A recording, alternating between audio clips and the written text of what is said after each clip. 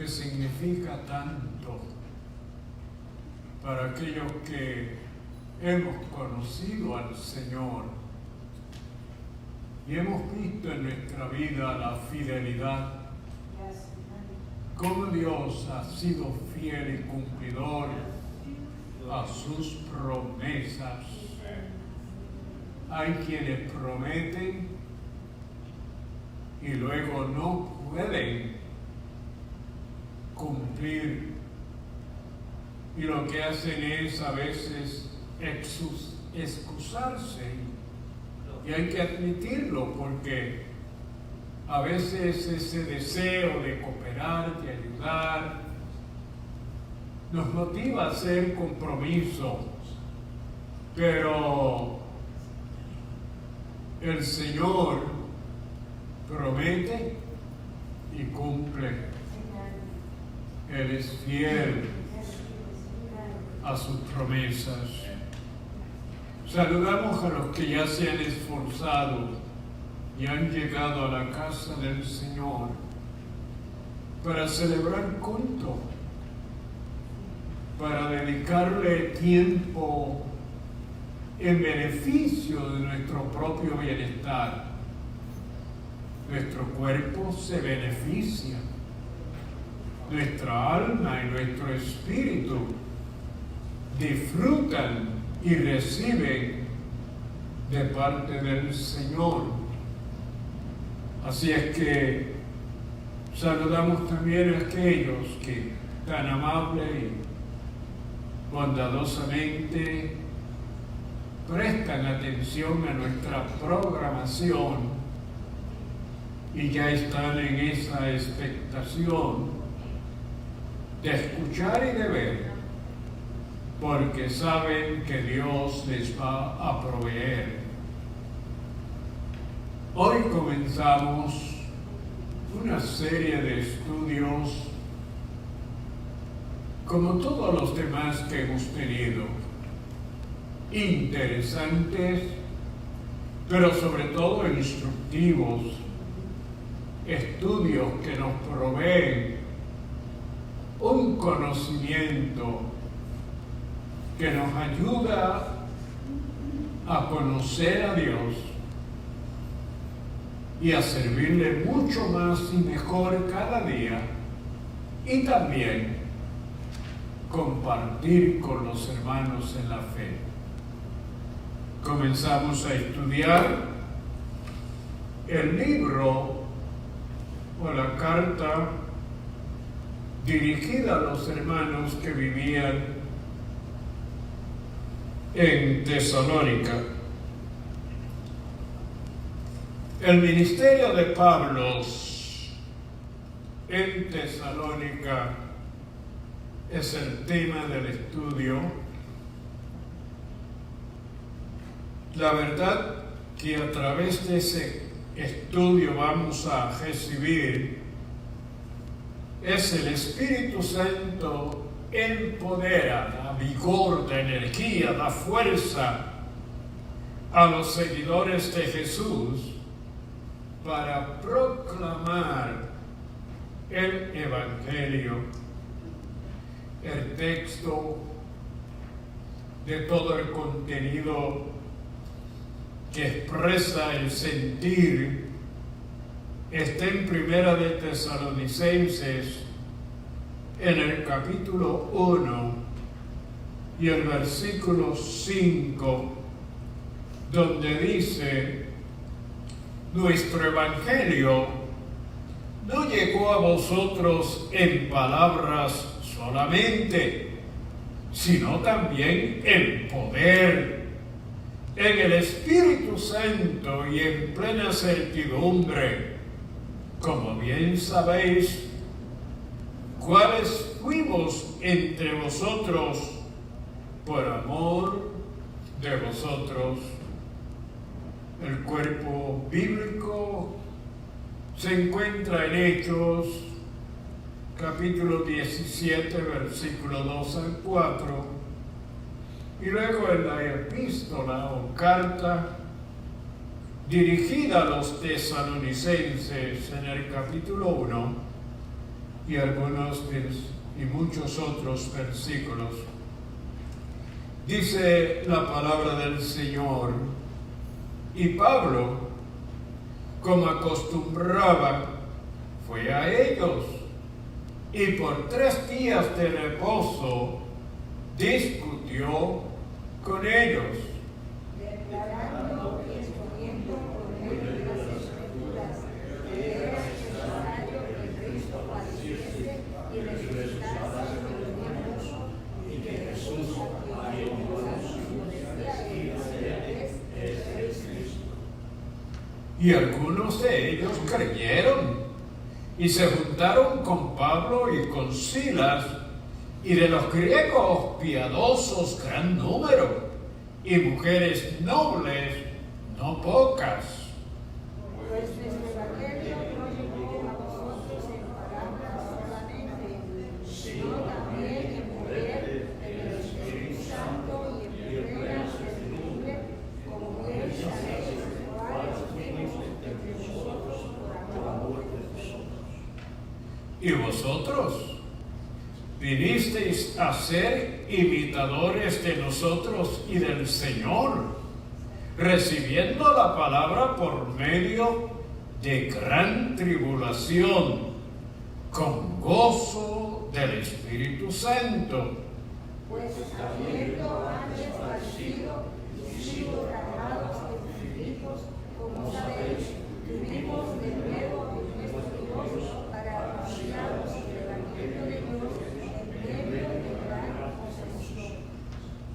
porque nuestra exhortación no procedió de error ni de impureza, ni fue por engaño, sino que según fuimos aprobados por Dios para que se nos confiase el Evangelio, así hablamos, no como para agradar a los hombres, sino que prueba nuestros corazones.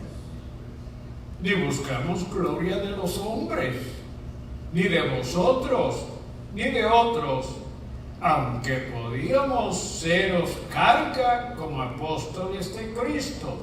Porque vos acordáis, hermanos, de nuestro trabajo como trabajo de noche y de día, para no ser gravosos a ninguno de vosotros, que vos predicamos el Evangelio de Dios.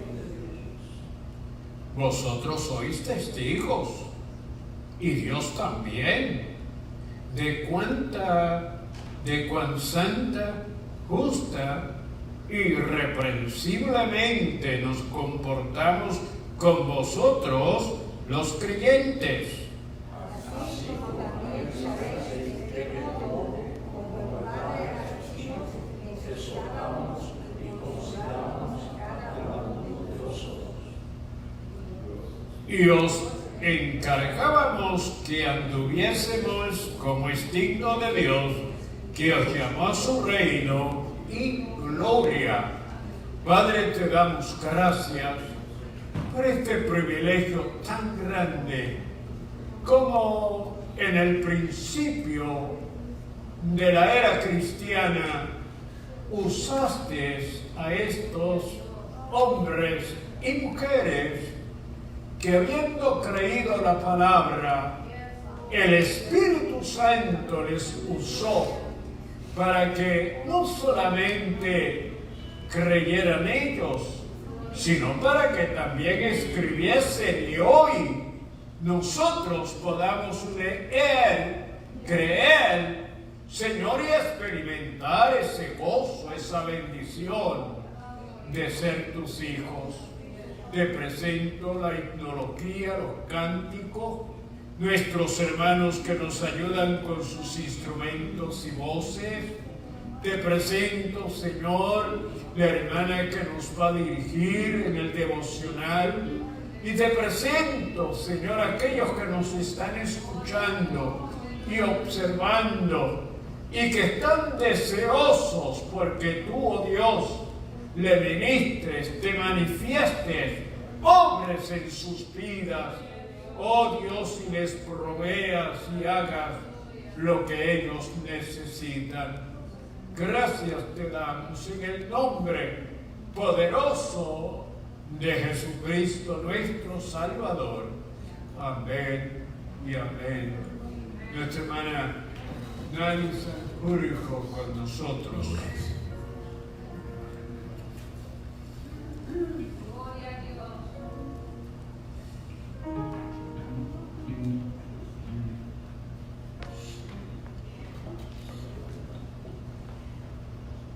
Hermanos, que el Señor continúe bendiciéndoles. Amén. Gloria a Dios. Y esta noche le damos gracias al Señor porque podemos venir a su casa de oración para alabarle y para glorificarle. Y le damos la bienvenida a los hermanos, a los escuchas que están arriba escuchando su mensaje. También vamos a comenzar a cantar el corito que dice: Jehová está conmigo como poderoso gigante. Aleluya. Amén. Gloria a Dios. Aleluya.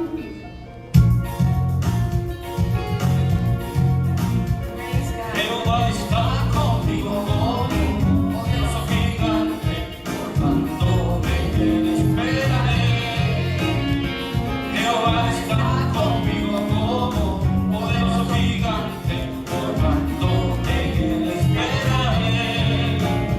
Porque Él peleará mis batallas y yo confiado estaré. Hasta que ponga mis enemigos por debajo de mis pies.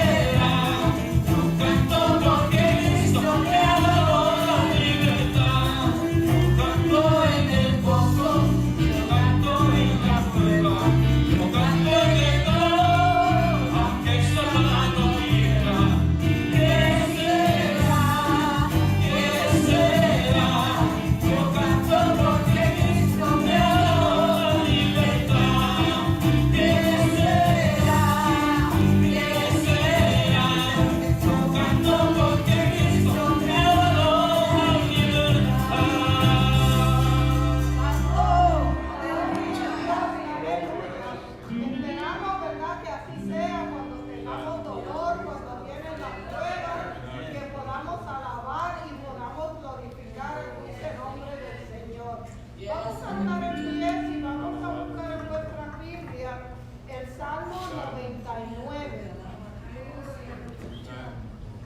Gloria a Dios, aleluya.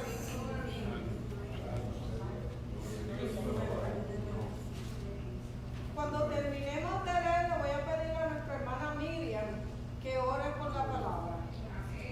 Gloria a Dios, aleluya. Cuando lo tengan, me dicen un amén. Salmo 99. La palabra de Dios dice en el nombre del Padre, del Hijo y del Espíritu Santo. Jehová reina, temblarán los pueblos. Él está sentado sobre los querubines, se conmoverá la tierra. Jehová en Sión es grande y exaltado sobre todos los pueblos. Alaben tu nombre grande y temible. Él es santo. Y la gloria del Rey ama el juicio. Tú confirmas la rectitud. Tú has hecho en Jacob juicio y justicia. Exaltad a Jehová nuestro Dios y postraos ante el estrado de sus pies. Él es santo. Moisés y Aarón entre sus sacerdotes y Samuel entre los que invocaron su nombre. Invocaban a Jehová y él les respondía. En columna de nubes hablaba con ellos. Guardaban sus testimonios y el estatuto que les había dado. Jehová Dios nuestro, tú les respondías. Le fuiste un Dios perdonador y retribuidor de sus obras. Exaltar a Jehová nuestro Dios y postraos ante su santo monte, porque Jehová nuestro Dios es santo. Nuestra hermana Miriam. Gloria a Dios, Padre Santo de la Santo Dios, aleluya. Estuviste con nosotros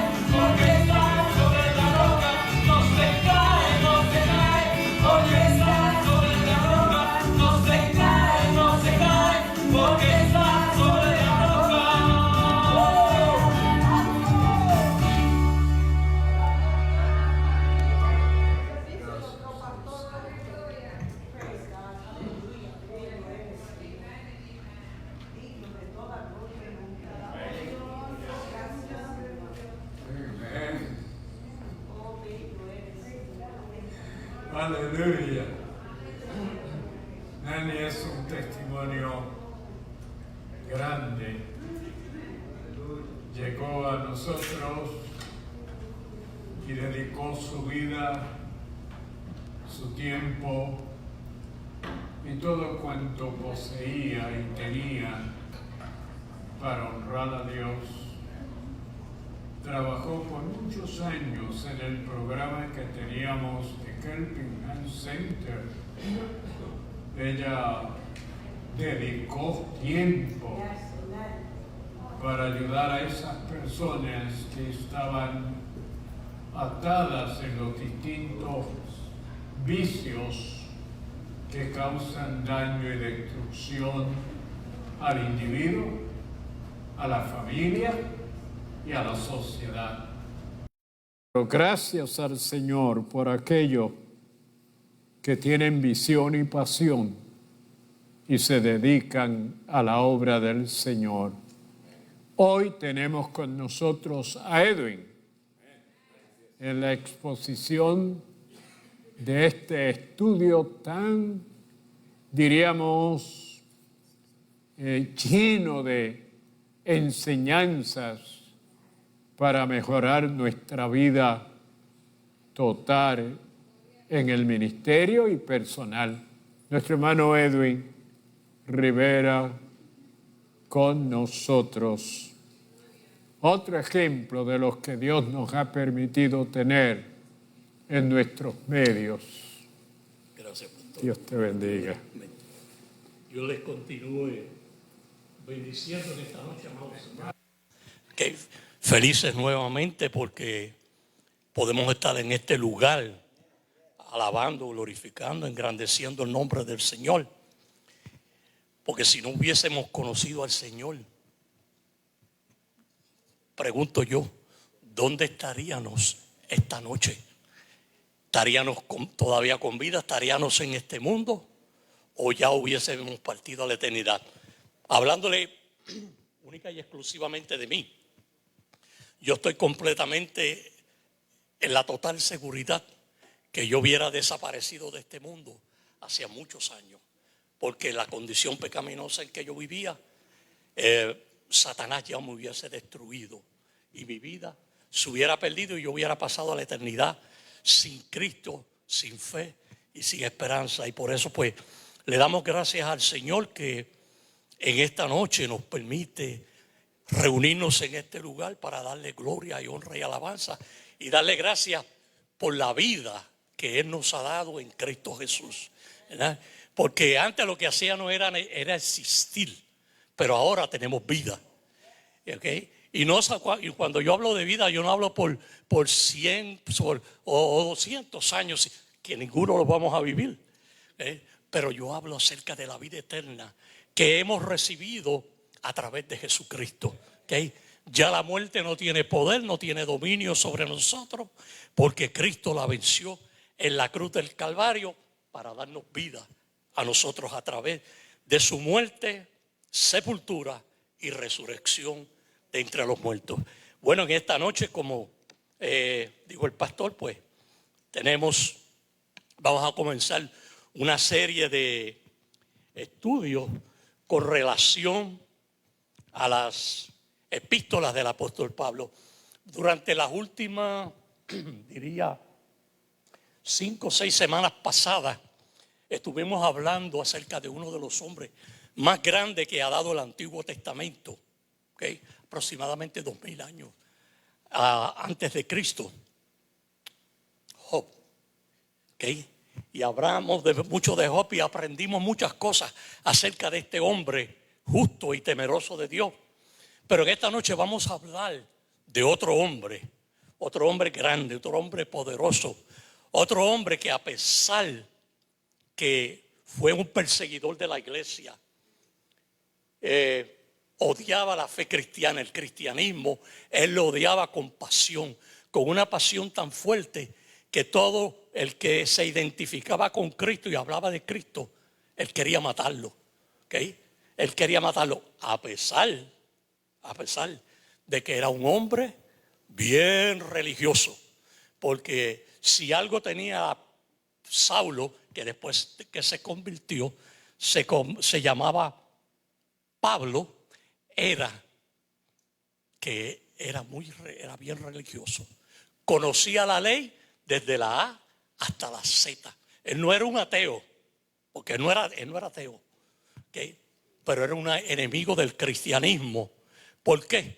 Porque él no había conocido, él no había tenido una experiencia con Cristo.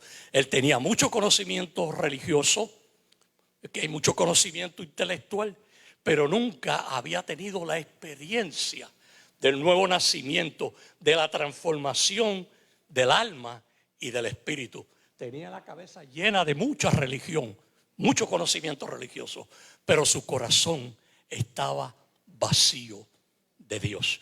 Y en esta noche pues vamos a hablar acerca de la primera epístola a los tesalonicenses.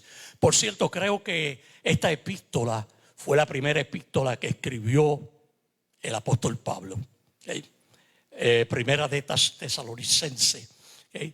Y vamos a darle gracias a Dios porque en esta epístola vamos a ser instruidos, ¿okay?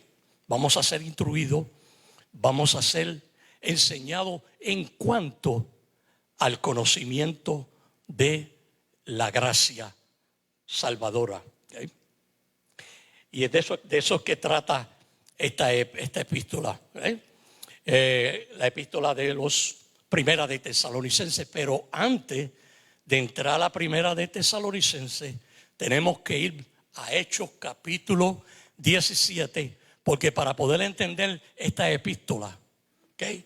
Primera de Tesalonicenses, tenemos que ir primero a Hechos capítulo 17, y es lo que nos va a ayudar entonces a tener una comprensión más clara de estas enseñanzas que se encuentran en esta epístola. Vamos a ir a Hechos capítulo 17.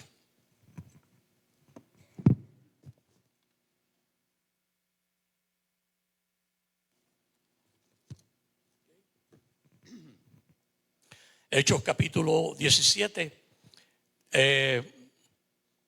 Estamos supuestos a leer del 2 al 4, pero yo creo que sería conveniente para nosotros mejor leer hasta el versículo 8, porque nos va a ayudar a tener una comprensión, un fondo histórico más claro acerca de lo que está escrito aquí en este capítulo 17. Y tenemos que recordar que este es el segundo viaje misionero del apóstol Pablo, ¿okay? Él hizo 3 viajes misioneros.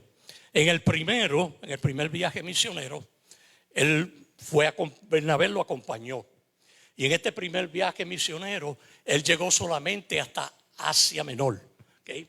Asia Menor es lo que conocemos hoy por el país de Turquía, ¿okay? Y en su primer viaje misionero, el apóstol Pablo junto a Bernabé salieron y llegaron hasta Asia Menor. Pero después que regresaron de su primer viaje y haber transcurrido un tiempo, el apóstol Pablo sintió en su corazón volver nuevamente a visitar los hermanos y ver cómo estaban, visitar las iglesias donde ellos habían establecido. Entonces pues lo habló con Bernabé y le dijo: vamos, lo invito, vamos a regresar, vamos a volver otra vez a Asia a visitar los hermanos, a ver cómo las iglesias continúan. Pero entonces surgió un problemita, un pequeño problema, y era que Bernabé quería que Juan Marcos lo acompañara en ese segundo viaje misionero.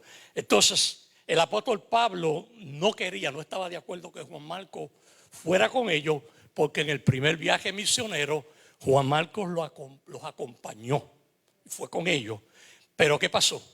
Que cuando llegaron a Panfilia, en Asia Menor, y Juan Marcos vio que la situación estaba difícil, y la persecución, y que había peligro, y que las cosas no lucían bien, se intimidó, cogió miedo y decidió regresar a Jerusalén.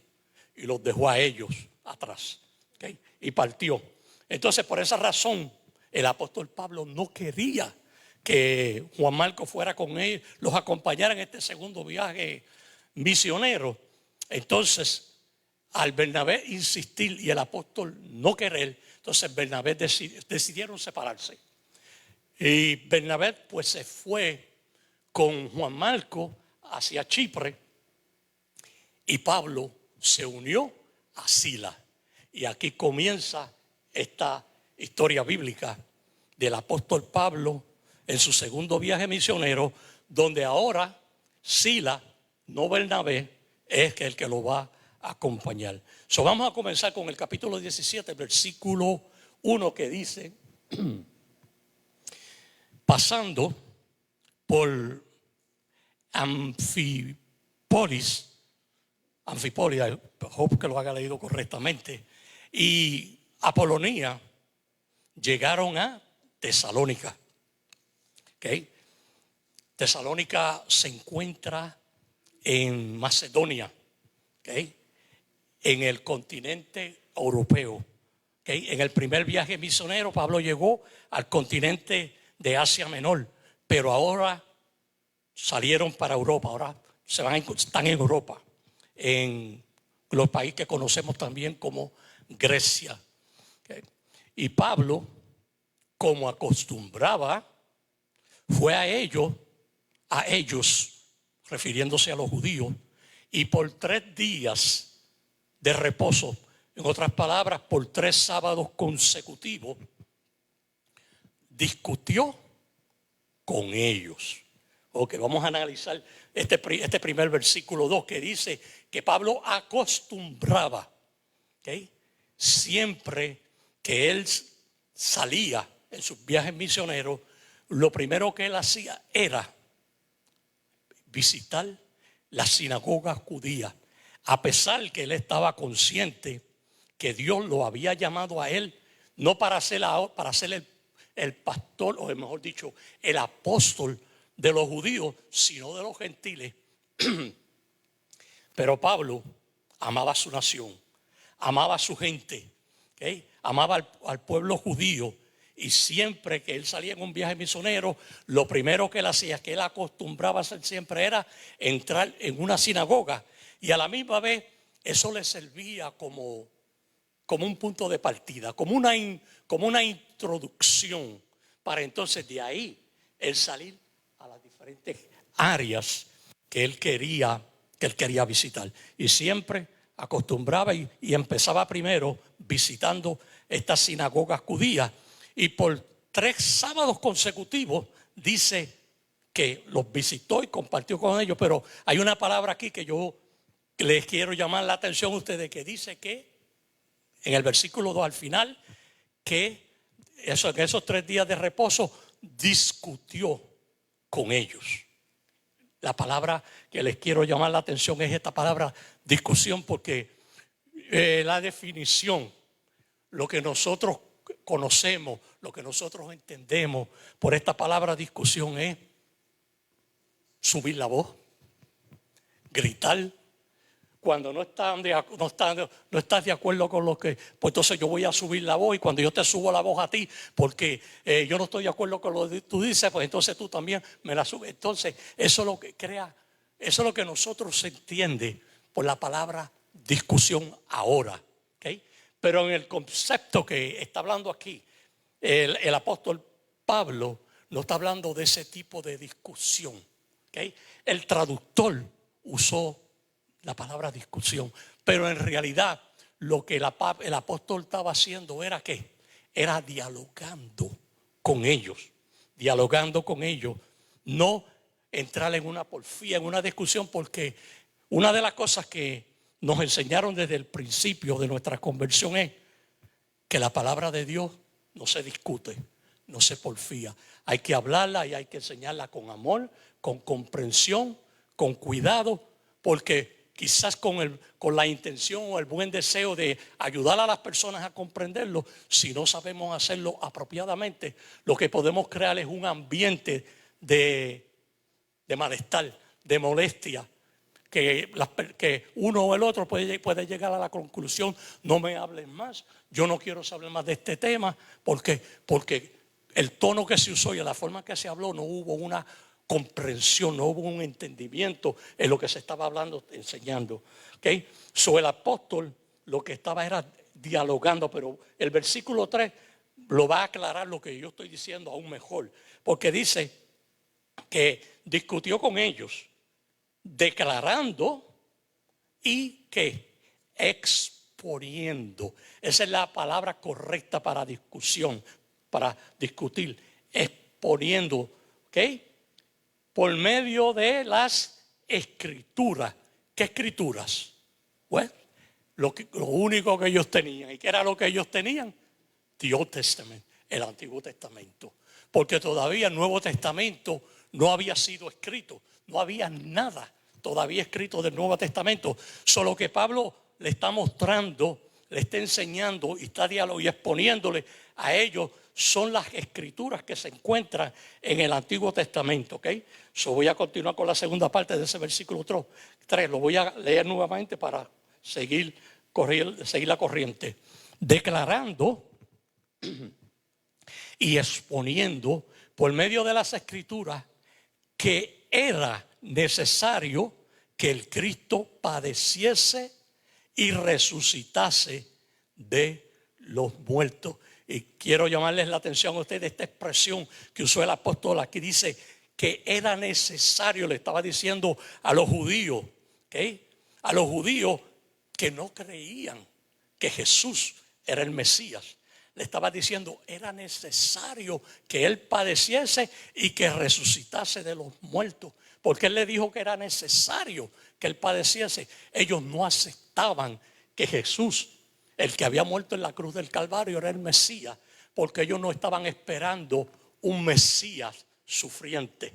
Un Mesías que lo iban a humillar.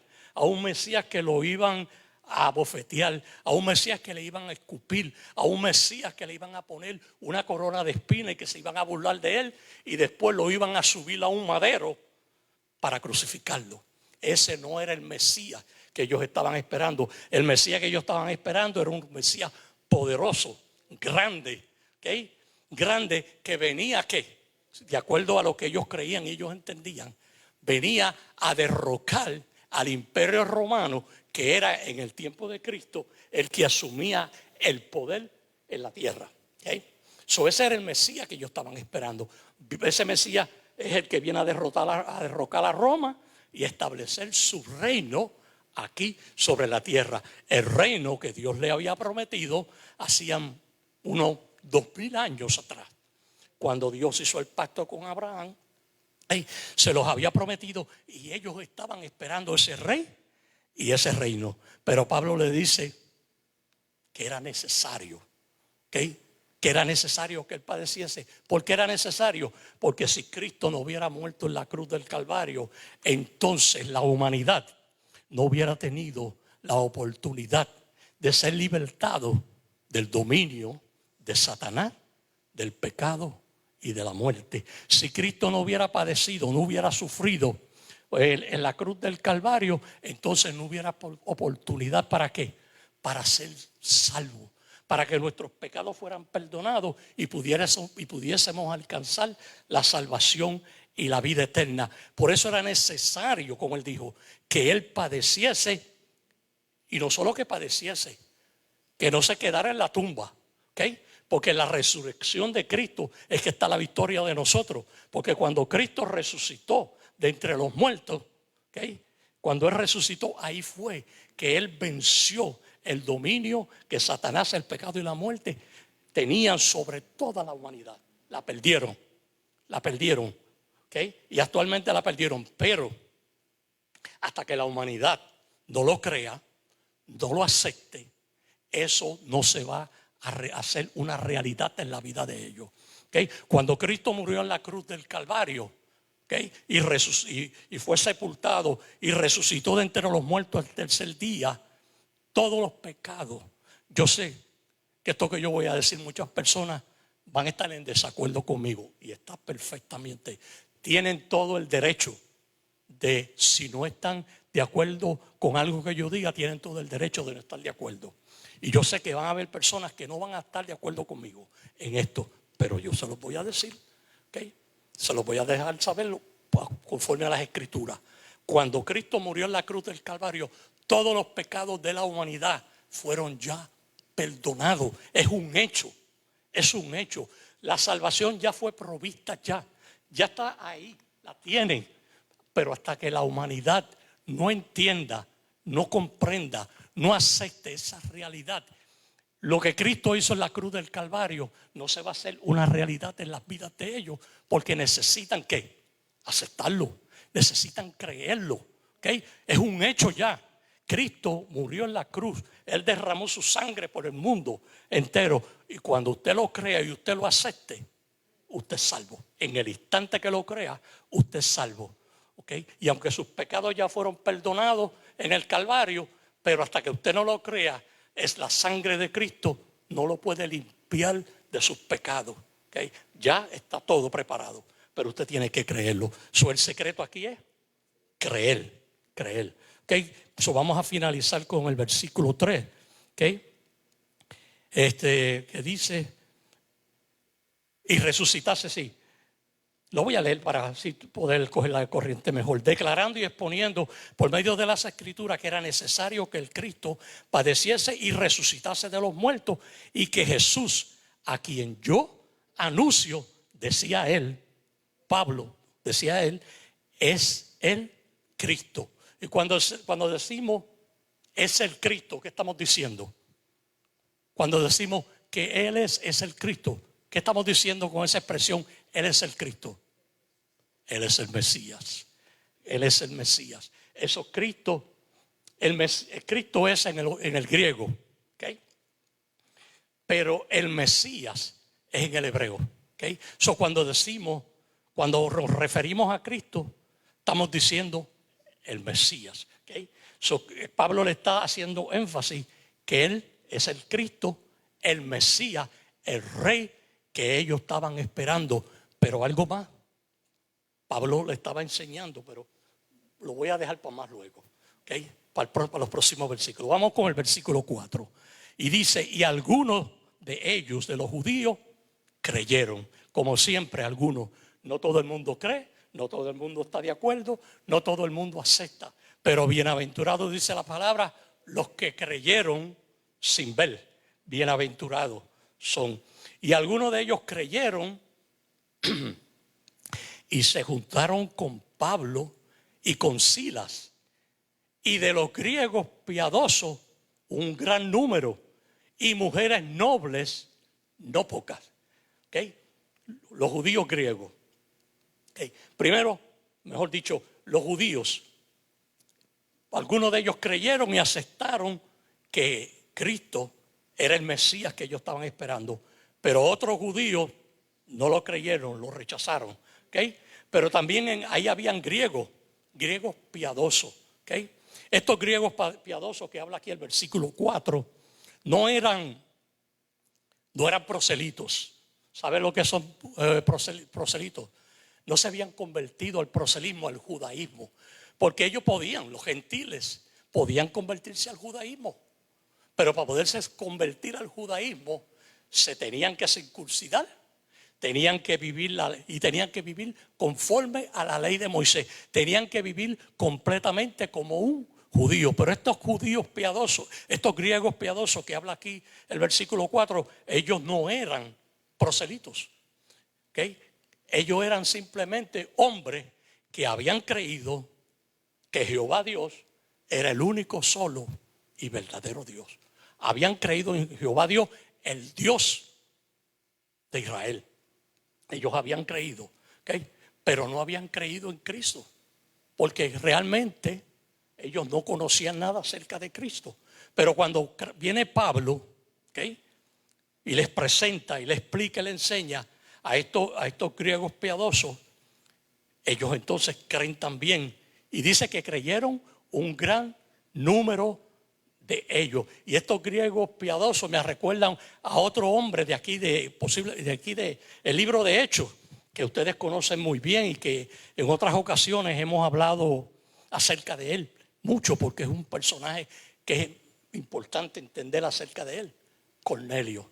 ¿Se acuerdan de Cornelio? que era un hombre piadoso, un hombre que hacía muchas oraciones, un hombre que le temía a Dios, un hombre que agradaba a Dios con su vida. Bueno, tan allá fue que él tuvo una visión.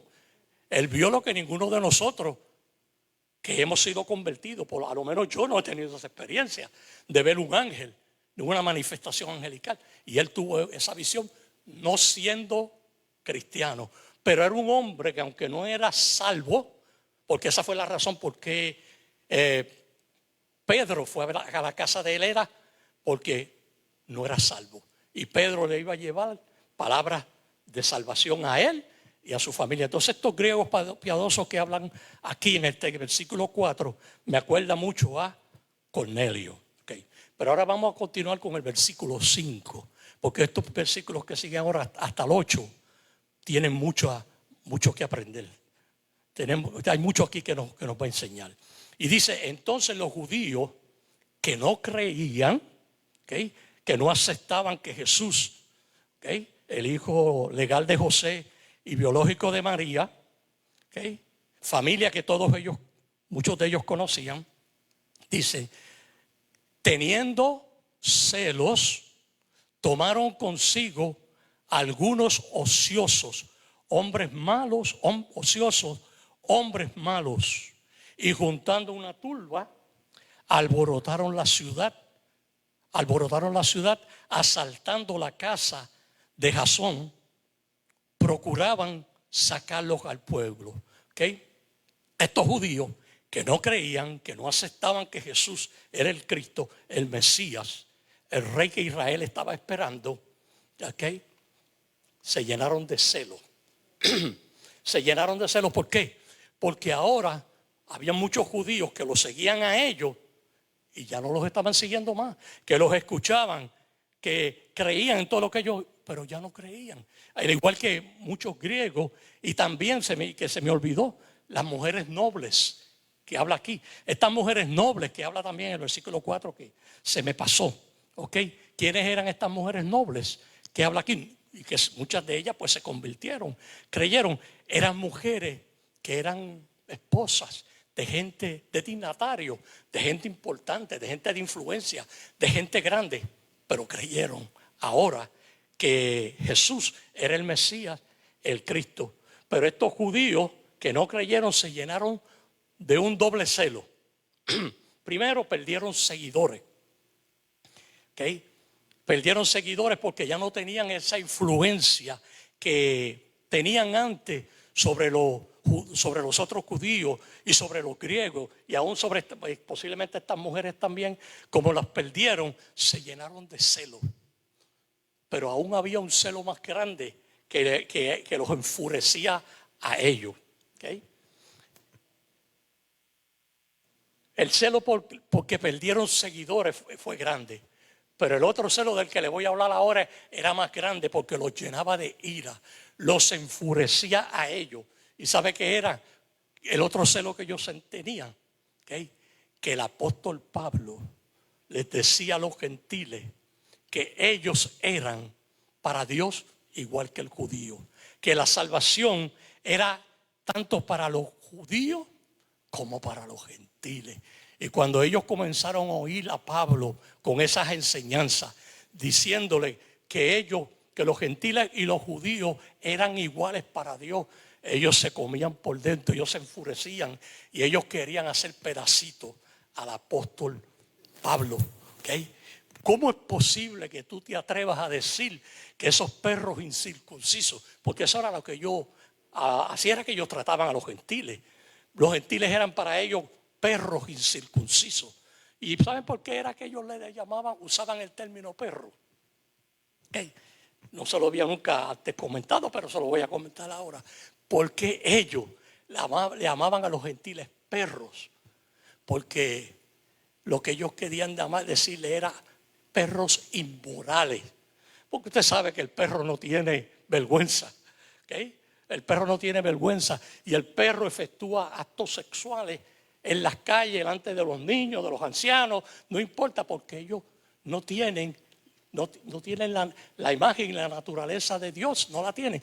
Ellos no sienten ninguna vergüenza de lo que están haciendo. Entonces los judíos comparaban a los gentiles como perros inmorales que no tienen ningún valor, que no significa, que no tienen ningún valor para Dios, ningún significado. Además de que ellos estaban convencidos, ellos estaban completamente convencidos de que Dios era solamente para la nación de Israel, que nadie más, ninguna otra nación sobre la tierra tenía los derechos de Dios, solamente la nación de Israel, que ellos eran los únicos privilegiados, los únicos que tenían derecho a las bendiciones y a la salvación y a todo lo que Dios tenía. Era solamente para la nación. Ellos nunca comprendieron ni entendieron por qué era que Dios los quería mantener a ellos separados de los gentiles.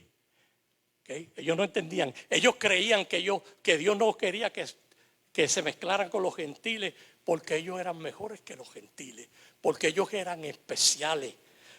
Ellos se consideraban en sí como ellos, como personas. Nosotros somos mejores que los gentiles. Y por esa razón Dios no quiere que nos mezclemos, que nos unamos, que estemos, que compartamos, que vivamos con ellos. Pero la única razón era porque Dios los quería mantener a ellos separados de los gentiles, porque ellos eran un pueblo especial, no porque ellos eran especiales, sino porque Dios los hizo especiales para Él, porque eran ellos, la nación de Israel, los que tenían el mandato de Dios de ir por todo el mundo y predicar el evangelio, decirle al mundo: mira, Jehová, el Dios de Abraham, de Isaac y de Jacob, es el único, solo y verdadero Dios, no hay otro. Esa misión a quien le fue dada fue a la nación de Israel, ¿okay? Y ellos tenían Dios los había escogido con ese propósito, para que fueran ellos testigos al mundo de que Él era el único, solo y verdadero. Pero ellos no cumplieron con ese mandato. Pero entonces ellos interpretaron eso de manera que ellos pensaban que ellos eran mejores, que ellos eran importantes, que ellos eran especiales, y se atribuyeron eso a ellos, no a Dios. ¿Okay? Y por eso aquellos siempre se creían que eran mejores y superiores. ¿Okay? Entonces cuando el apóstol Pablo comenzó a decirle a los gentiles y a enseñarles que ellos y los judíos eran iguales para Dios y que la salvación era tanto para ellos como para los judíos, eso los enfurecía a ellos y querían despedazar, hacer pedazo al apóstol Pablo. Pero ¿qué hicieron?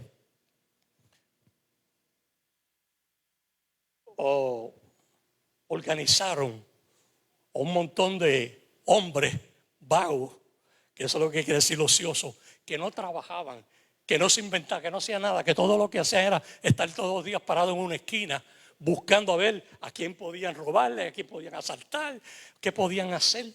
¿Okay? Entonces, hombres malos, porque así lo describe aquí. Ociosos, hombres malos. Entonces, ¿qué hicieron estos judíos? Los organizaron a ellos para que formaran ¿qué? Un alboroto, una revuelta, ¿okay? Un escándalo. ¿Para qué? ¿Cuál era el propósito de eso? Para llamarle la atención a las autoridades romanas. ¿Okay? A las autoridades. Entonces organizaron toda esta multitud de gente y fueron a la casa de Jasón. ¿Y quién era Jasón? Jasón era un discípulo del apóstol Pablo. ¿Okay? Y Jasón fue el que le dio hospedaje al apóstol Pablo y a Silas y a todo el grupo que lo acompañaba en la obra misionera. Jasón los recibió, los hospedó en la casa. Entonces todos estos maleantes que los judíos organizaron fueron a tratar de arrestar o sacar a Pablo y a Silas y a los que estaban con ellos de la casa de Jasón, con el propósito entonces de llevarlos a las autoridades para acusarlos de ¿qué? De revolucionario. Pero lo vamos a ver más adelante en los versículos que vamos a leer a continuación. Versículo 6 dice: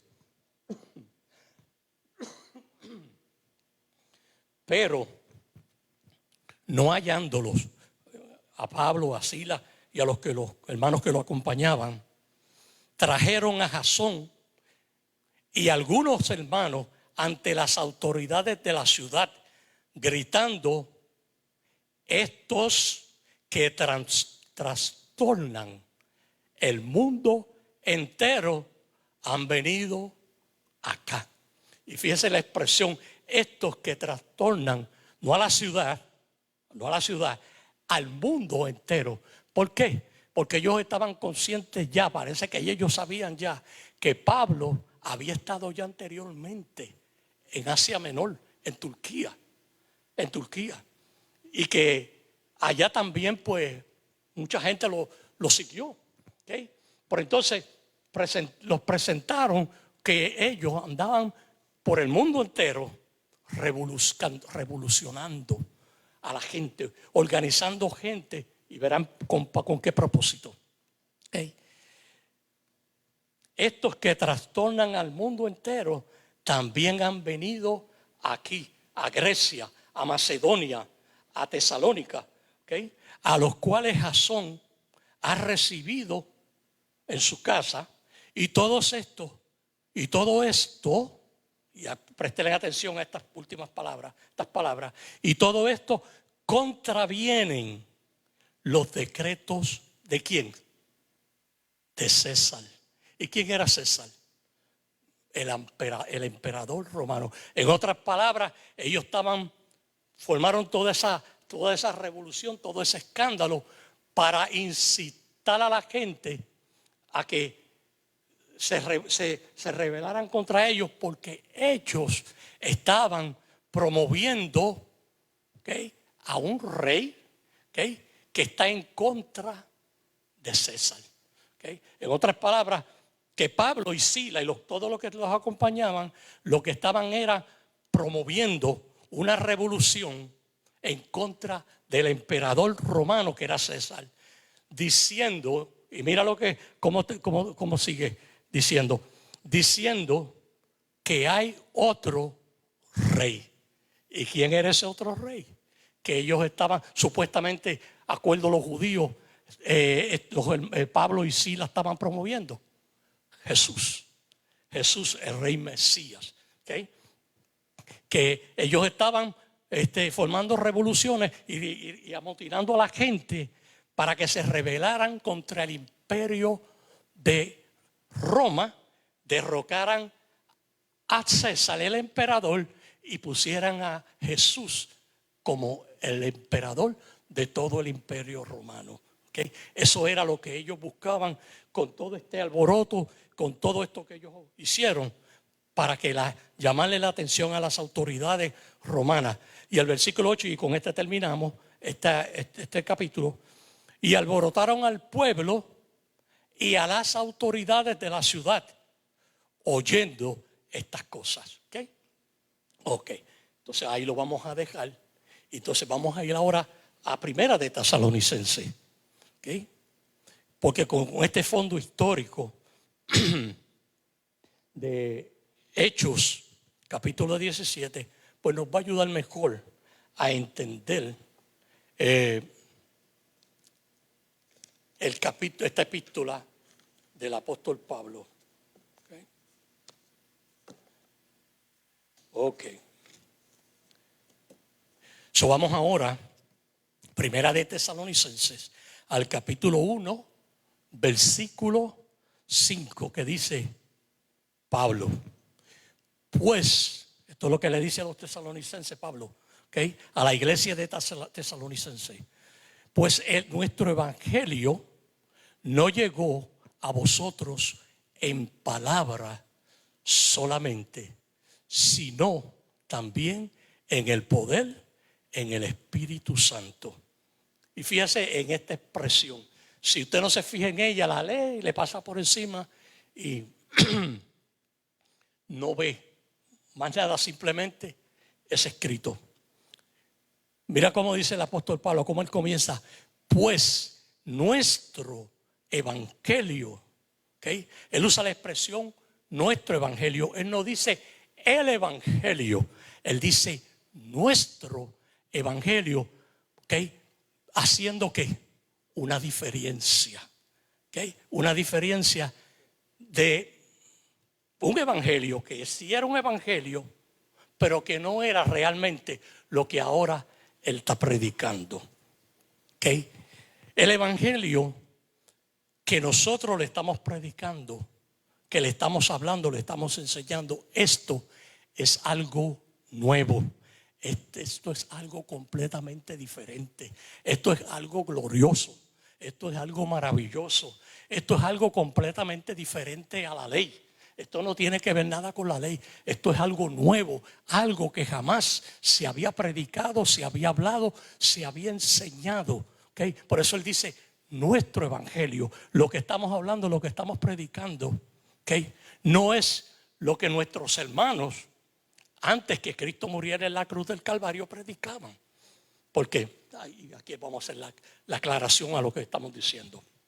¿Okay? Lo que Pedro y todos los apóstoles predicaban no era lo mismo que predicaba el apóstol Pablo en algunas cosas. No era lo mismo. ¿Por qué yo digo que no era lo mismo? Era diferente. Porque antes que Cristo muriera en la cruz del Calvario, lo que Pedro y todos los apóstoles y los discípulos de Cristo predicaban, hablaban y enseñaban, ¿era qué? El evangelio, ¿pero de qué? Del reino. ¿Ok? ¿Y qué significa? ¿Qué es el evangelio del reino? Porque cuando vimos la palabra el reino, seguida pensamos como que rápido se nos va la mente al cielo. ¿Okay? Y en cierta manera sí. Era algo que tenía que ver con el cielo. Pero lo asociamos rápido a cosas celestiales. El evangelio del reino era el evangelio que hablaba, que afirmaba que Jesús era ¿quién? El Mesías. ¿Okay? El Mesías. ¿Okay? Eso era lo que ellos hablaban, eso era lo que ellos predicaban, eso era lo que Él es. Él es quien dice que Él es. Él es el Mesías, el Cristo, el Rey que estamos esperando hace 2000 años. Él es. Él es. Ese era todo el mensaje. Y todo estaba basado en ¿qué? En el evangelio del reino. Él es el que viene a establecer ese reino aquí sobre la tierra, que va a ser un reino glorioso, un reino maravilloso, que va a ser establecido, que le fue prometido a ellos, a los judíos, a la nación de Israel. ¿Okay? Pero hasta ahí llegaban ellos. Pedro, ninguno de los apóstoles podía predicar el evangelio de la gracia. ¿Por qué no? ¿Alguien me podía decir por qué Pedro ni ninguno de los apóstoles podía predicar el evangelio de la gracia? Bueno, ¿saben por qué? Porque para predicar el evangelio de la gracia salvadora, primero Cristo tenía que morir en la cruz del Calvario. El evangelio de la gracia, lo que Pablo está predicando, ¿okay? Este evangelio, para poderlo predicar, para poderlo enseñar, tenía que Cristo morir primero. Como Pedro y los demás apóstoles iban a predicar que Cristo era el Salvador del mundo y que iba a morir en la cruz del Calvario y que iba a derramar su sangre y que a través de su muerte, sepultura y resurrección era que la gente iban a alcanzar el perdón y la salvación. ¿Cómo Pedro y los demás apóstoles podían predicar ese mensaje si Cristo no había muerto en la cruz del Calvario? Y además, ellos no entendían, aunque Cristo le habló, aunque Cristo se lo dijo como decimos nosotros, en puro español, forma clara que ellos entendían. Él les habló en un sinnúmero de veces lo que le iba a pasar, lo que le iba a suceder, lo que le iban a hacer. Pero ¿qué dice Lucas capítulo 18, versículos del 31 al 34? Pero ellos nada entendieron de estas cosas. Ellos no sabían, ellos no comprendían, ellos no entendían por qué era que Cristo iba a morir en la cruz del Calvario. ¿Por qué Cristo murió? Después que Cristo murió en la cruz del Calvario, ellos no entendían. ¿Okay? Aunque Cristo le había dicho antes de morir que él lo iban a matar, lo iban a crucificar y que al tercer día él iba a resucitar de entre los muertos. Ellos no creyeron. ¿Qué hicieron ellos cuando Cristo murió en la cruz del Calvario? Todos ellos, ¿qué hicieron? Se dispersaron. Cada uno cogió para su lado. It's over. Se acabó. Mataron al rey que estuvimos por 2000 años esperando. Nos quedamos sin rey, nos quedamos sin reino. Ok, so vámonos a pescar nuevamente, que era lo que nosotros anteriormente estábamos haciendo, porque esto llegó a su final. Okay, eso era. Si ellos hubieran creído todo lo que Cristo le dijo acerca de lo que le iba a pasar y lo que le iba a suceder, e inclusive le dijo que al tercer día iba a resucitar de los muertos. Eso lo dijo, claro.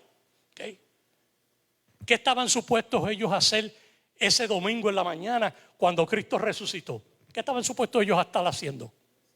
Ellos estaban supuestos a estar frente a la puerta, no a la puerta, frente a la cueva, a la sepultura donde estaba el cuerpo de Jesús. Ellos estaban supuestos tempranito en la mañana, a primera hora de la mañana, estaban supuestos a estar allí con un pescado ya asado, con un preparado. ¿Para qué? Para que cuando Él se levantara de entre los muertos y saliera, desayunara.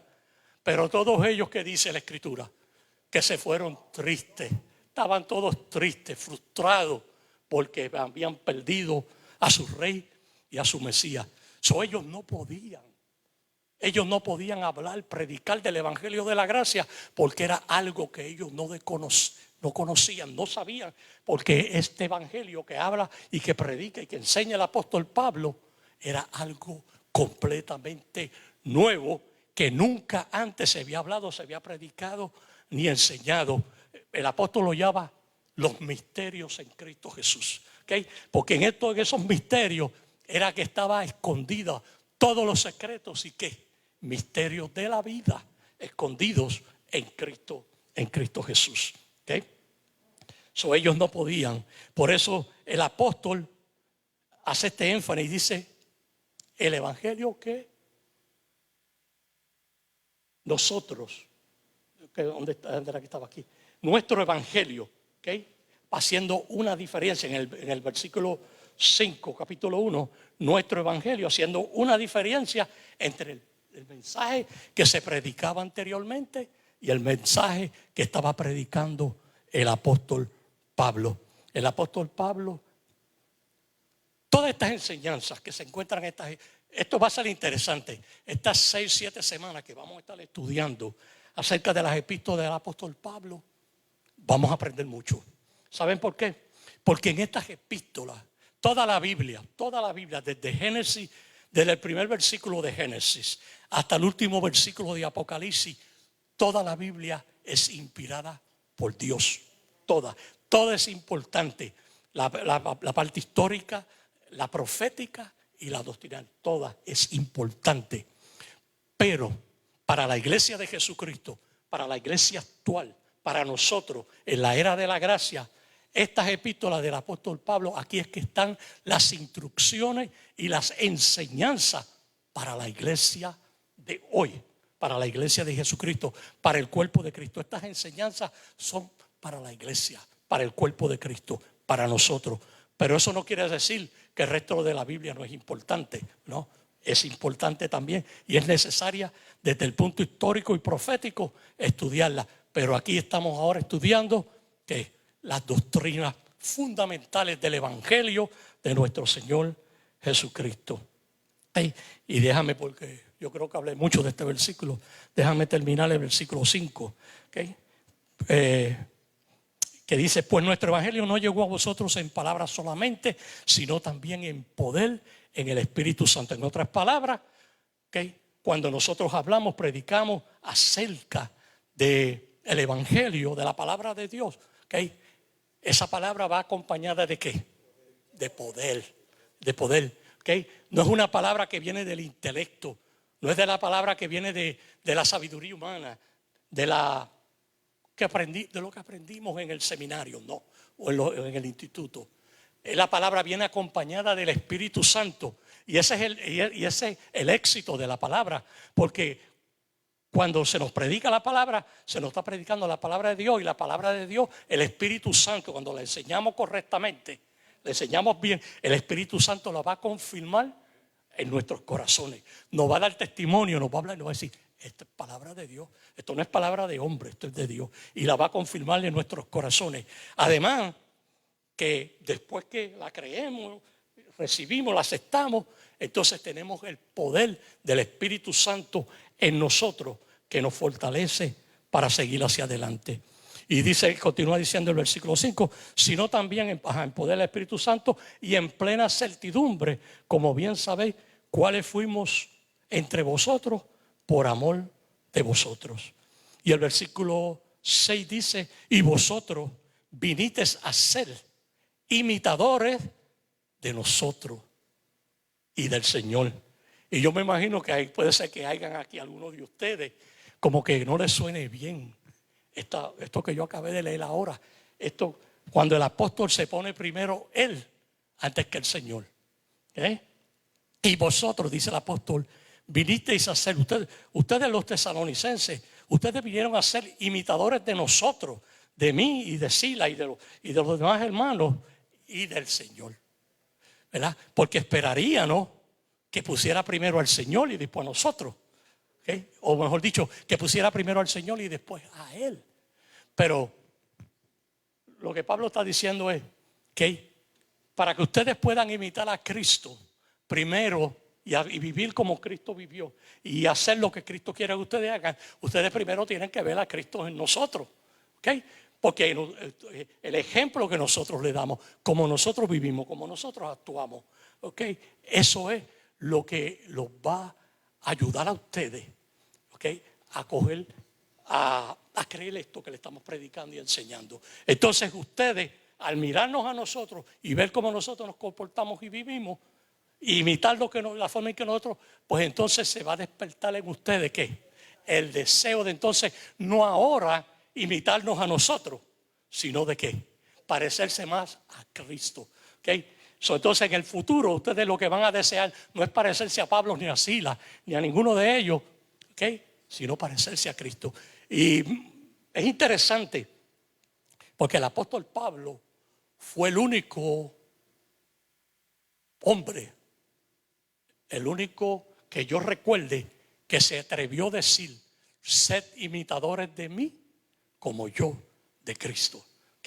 Y cuando él lo dijo con esa confianza, con esa seguridad de que él estaba viviendo conforme al propósito del Señor. Vamos a continuar, a terminar el versículo 6. Y vosotros vinisteis a ser imitadores de nosotros y del Señor, recibiendo la palabra en medio de ¿qué? De gran tribulación, con gozo del Espíritu Santo. Y esa fue lo primero que ellos imitaron del apóstol. Porque uno de los hombres que más sufrió, que más padeció persecución y sufrimiento fue el apóstol Pablo.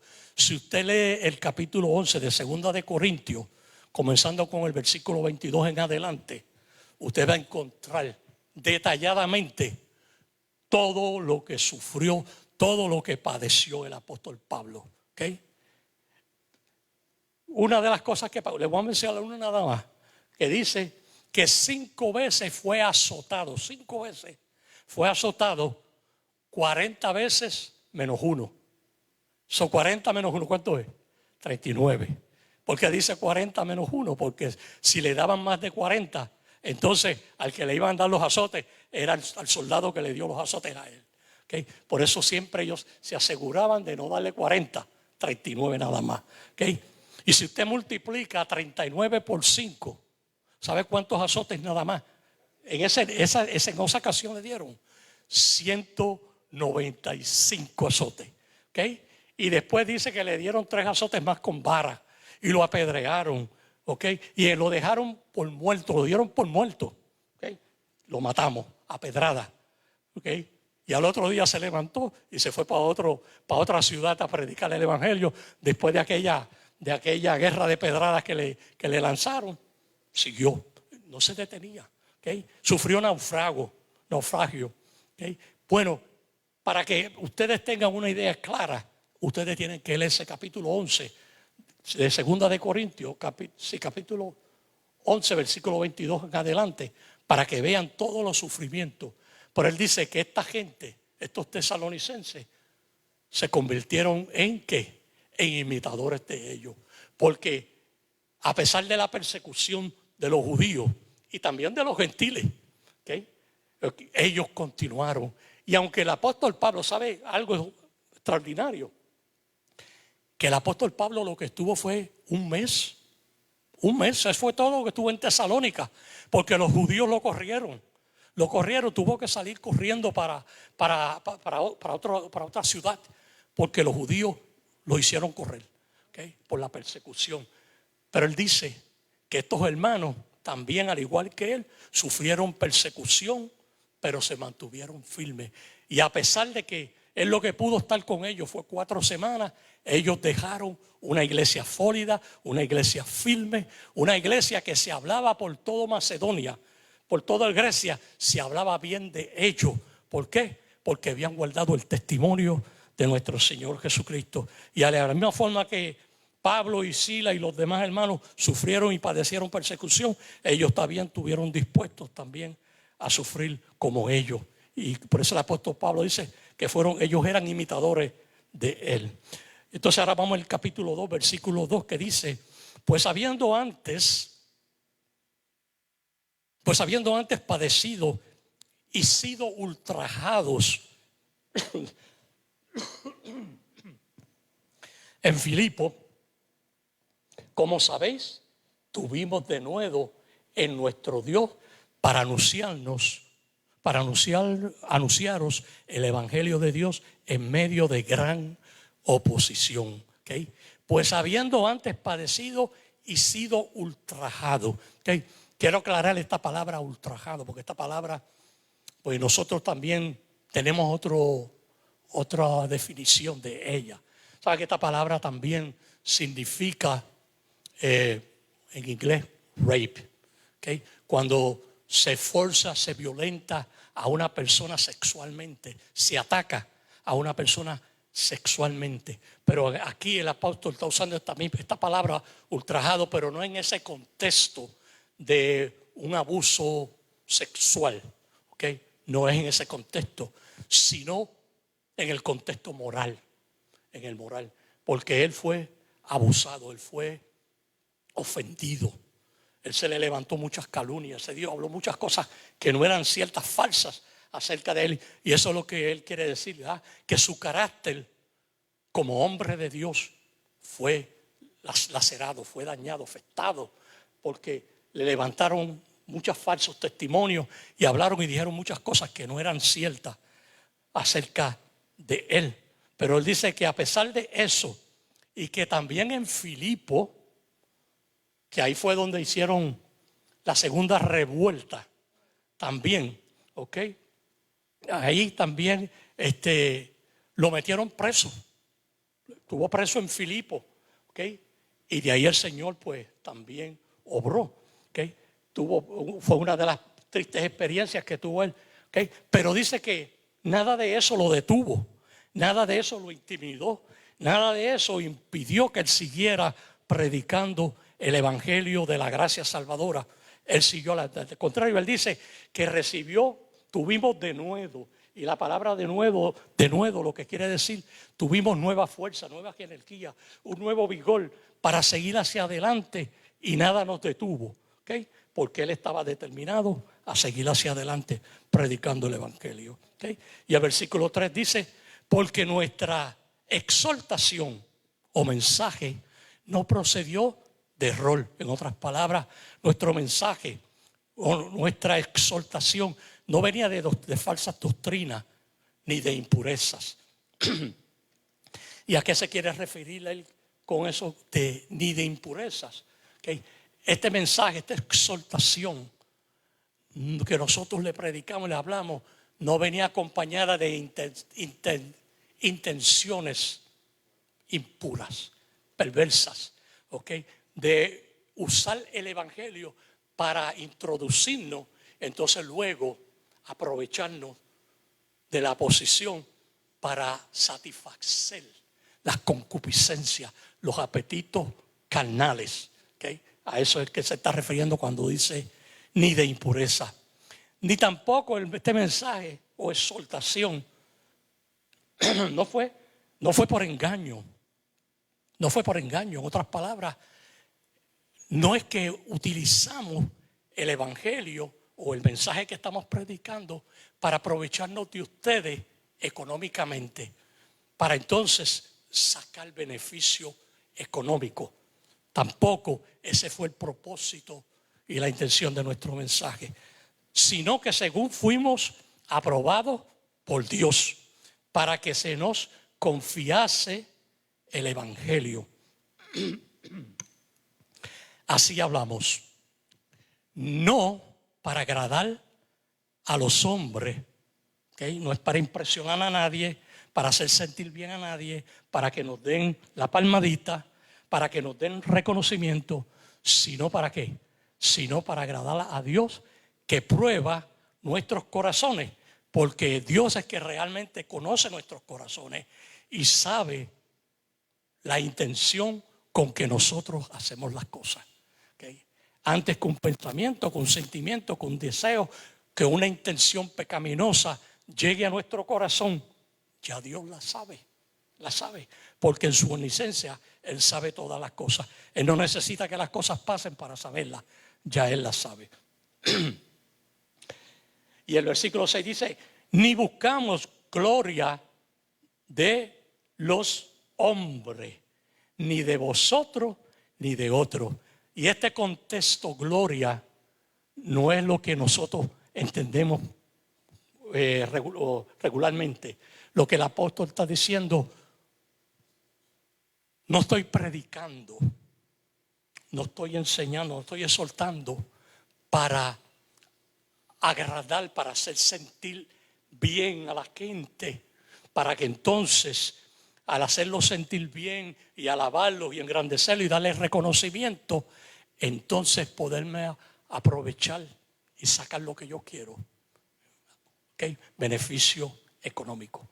Eso es lo que él quiere decir. ¿Okay? No buscamos gloria. Porque mira lo que dice, como dice ese mismo versículo a continuación. Aunque podíamos seros carga como apóstoles de Cristo. Yo no sé si ustedes entienden eso que yo acabé de leer ahora mismo. No sé si lo entienden. Pero lo que el apóstol está diciendo es, nosotros como apóstoles de Cristo, como hombres que servimos a Dios, tenemos el derecho de parte de Dios de que la iglesia nos apoye, nos ayude y nos sustenta económicamente.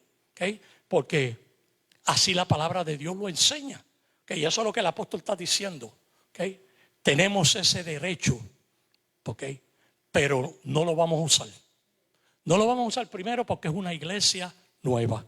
Es una iglesia que no tiene muchos miembros y muchos de los miembros que tiene son hermanos que son pobres, que realmente no pueden económicamente, no nos pueden sustentar, no nos pueden ayudar. Así que nosotros vamos a omitir ese derecho que tenemos y lo que vamos a hacer es, vamos a trabajar nosotros por nuestra cuenta. Okay. Vamos a seguir leyendo para entonces. El versículo 9, porque acordáis, hermanos, de nuestro trabajo y fatiga. Se está refiriendo al trabajo físico. Como trabajando de noche y de día para no ser gravoso a ninguno de nosotros. ¿Qué quiere decir la palabra gravoso? Pues la palabra gravoso lo que quiere decir, trabajamos, ustedes nos conocen y ustedes saben que nosotros trabajamos de noche y de día para no serle carga a nadie. Carga económica, no serle carga, sino que nosotros, okay, aunque estamos a tiempo completo en el ministerio, pero vamos a trabajar noche y día para sostenernos a nosotros mismos y así ayudarles. Y de esa manera no serle gravosos a ustedes, no serle ninguna carga. ¿Okay? Os predicamos el evangelio de Dios. Vosotros sois testigos y Dios también de cuán santa, justa e irreprensiblemente nos comportamos con vosotros. O sea, ustedes son los que pueden hablar y pueden decir cuál es el testimonio de nosotros, cómo nos hemos comportado con ustedes. Porque ustedes, al igual que Dios, saben cómo nos hemos comportado. Versículo 11, así como también sabéis de qué modo, como el Padre a sus hijos, exhortábamos y consolábamos a cada uno de vosotros. En otras palabras, los hemos tratado como si fuéramos como si ustedes fueran hijos nuestros. Y el último versículo, el versículo 12, y aquí cierro el estudio con este versículo que dice: y os encargamos, ¿okay?, que anduviesen como es digno de Dios, que os llamó a su reino y que gloria. ¿Ok? Y aunque Pablo era el apóstol de los gentiles, y ahora después de él haber tenido la experiencia que él tuvo y las revelaciones que él tuvo, que los demás apóstoles no habían tenido, ¿okay?, Pablo sabía que ahora él tenía esperanzas celestiales, ¿okay?, porque ahora él no solamente estaba enfocado en el reino, que era lo que Israel estaba enfocado, en ese reino terrenal aquí en la tierra. Pablo sabía que ahora él tenía esperanzas eternas, esperanzas celestiales, que él era un ciudadano del cielo. Pero les dijo al final de este versículo: es digno de Dios que os llamó a su reino y gloria. En otras palabras, él no se había olvidado, le estaba recordando a ellos esa promesa de ese reino que Dios les prometió. Todavía está vigente, porque esa promesa no ha tenido cumplimiento, pero va a tenerlo, va a cumplir. Y ese reino que Dios le prometió a la nación de Israel, que es un reino glorioso, es un reino precioso, maravilloso aquí en la tierra, y que nosotros, la iglesia de Jesucristo, va a tomar parte también. Aunque nosotros entonces vamos a estar en el cielo, somos criaturas celestiales, tenemos cuerpos celestiales, pero nosotros, como con ese cuerpo celestial, en un segundo podemos estar en el cielo, y en ese mismo segundo podemos estar aquí en la tierra. Y nosotros, con ese cuerpo celestial que vamos a tener, cuerpo glorificado semejante al de nuestro Señor Jesucristo, también vamos a participar de ese reino glorioso, precioso y maravilloso que Dios va a establecer aquí en la tierra a la nación de Israel. Que supuestamente algunos creen que lo que va a durar es 1000 años. No, el reino va a durar, es eterno. Pero después de los 1000 años va a haber otro acontecimiento, y en otra clase, en otra lección, hablamos de ese otro acontecimiento grande que va a haber después de los 1000 años, que el reino va a estar aquí sobre la tierra. Bueno, hasta aquí mi parte, ¿ok? Y con esto pues concluyo este estudio y le paso la parte a nuestro pastor. Aleluya. Gracias al Señor. El hermano Edwin se esfuerza para que el Señor le provea lo que a través de la palabra Él puede presentar para bien de los que asistimos. Y como he dicho en otras ocasiones, para mí es una preocupación el que los hermanos no sientan apetito, deseos, no solo de escuchar, sino de recibir el conocimiento de la palabra del Señor. En todo el cúmulo del estudio, mientras estudiaba hoy por algunos minutos, hay una expresión muy conmovedora a mi persona. Y es cuando se presentaron, escogieron a los malos, escogieron a los que estaban dispuestos a arriesgarse a decir cosas que no eran correctas, verdaderas. Pero una expresión que me llamó mucho la atención es que ellos dijeron: los que trastornan a todo el mundo han llegado o han venido a nosotros. Y pensaba yo, La iglesia cristiana, el buen pastor, tiene que trastornar a la ciudad de Bridgeport.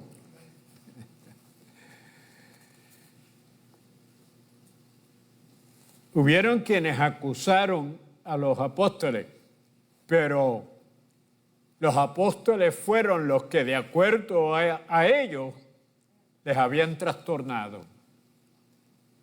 porque le habían predicado y enseñado la verdad. Y yo pensaba, porque ellos dijeron a todo el mundo, si la iglesia cristiana, el buen pastor, todavía está en esa disposición de trastornar a todo el mundo con el conocimiento de la palabra de Dios. Porque en muchos lugares lo que se enseña, lo que viven, al llegar el evangelio, trae una transacción, trae realmente una motivación. Lo otro que en este estudio podemos ver, el que quiere agradar a Dios y servirle y quiere permitir que Dios le use, hay dos cosas. Tiene que someterse a Dios y escucharle bien a Dios. Porque a veces los planes de Dios no son los planes nuestros. Y los apóstoles en muchas ocasiones quisieron ir a donde ellos les parecía y lo hacían bien. Pero no era el momento ni el propósito de Dios en ese tiempo. Y tuvieron que ir a otros lugares. Yo no sé si a nosotros de vez en cuando salimos para un lugar y luego sentimos que no es a ese lugar que debiéramos de ir y como que sentimos la inquietud, voy a pasar por tal sitio y allí encontramos que había una necesidad y Dios nos quería usar para su gloria y para su honra. Le recomendamos a los que nos escuchan y nos ven que puedan hacerse de una Biblia y que comiencen a leer esta carta de los tesalonicenses, porque vamos a tener como unas 7 estudios basados en esta carta de tesalonicenses, y que a través de esos estudios vamos a conocer un océano de verdades espirituales. Nos han llamado desde El Salvador, Fernando Gómez, de Uruguay, Raúl Benavides Miranda, de Argentina, Carlos Quintero, de Uruguay, Margarita Feliciano. Estos de haber estado y servido al Señor por X situación que no sabemos, pero ellos sí saben, se apartaron. Pero hoy reconocen y entienden que lejos del Señor lo que hay es condenación. Y han regresado. Del Salvador, Jesús García quiere por primera vez tener ese encuentro. Ana Ríos de México, Julia Medina de Colombia, Ramona González de Colombia, de Panamá, Liliana Luna. Y usted puede ver la diversidad de países hasta donde estamos llegando, y el Señor, a través del ministerio de nuestra congregación, está ministrándole. Y Gelasio Aguilar pide por su condición de salud, pero quiere ser lleno de la presencia y del poder del Espíritu Santo, porque él quiere mantener una estabilidad en su vida espiritual y quiere que el Señor le ayude con sus finanzas. Vamos a estar en pie y vamos a orar. Le aconsejamos a los que se reconcilian y se convierten que asistan a un templo. Pídanle al Señor que los dirija y los ayude a llegar a un templo donde puedan escuchar y recibir el conocimiento de la palabra del Señor y puedan hacerse parte de la iglesia, del cuerpo de Cristo, y contribuir con sus habilidades, capacidades, con lo que usted tenga, póngalo en las manos del Señor, como aquel niño que puso los peces y los panes y el Señor los multiplicó. Ponle en las manos del Señor tu vida y verás cómo serás grandemente usado y bendecido.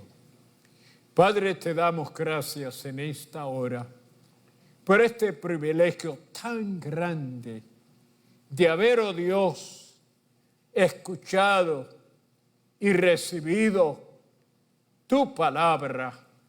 Gracias por este manantial tan rico y nutritivo para nuestra vida espiritual. Señor, te quiero presentar porque en esta hora, en muchos países donde lamentablemente el enemigo ha querido utilizar personas para entorpecer, para perseguir, para aún hacer daño a tus escogidos, pero tú has prometido, Señor, que tú enviarás a tus ángeles para que les protejan, para que les guarden, para que los libren, pero sobre todo, tu presencia, Señor, se manifestará en ellos, y nada más sublime y más poderoso y grande que el Espíritu Santo en la vida de aquellos que están siendo perseguidos y maltratados, pero el Espíritu Santo los fortalece y los guía. Bendice a tu pueblo mientras van a sus hogares, y aquellos que han recibido a Cristo, oh Padre, gracias porque sus nombres están escritos en el libro de la vida, y de hoy en adelante recibidos en la familia e hijos tuyos por la eternidad. Gracias, Padre. Dios me los bendiga. Amén. Y el pueblo de Dios dice, amén.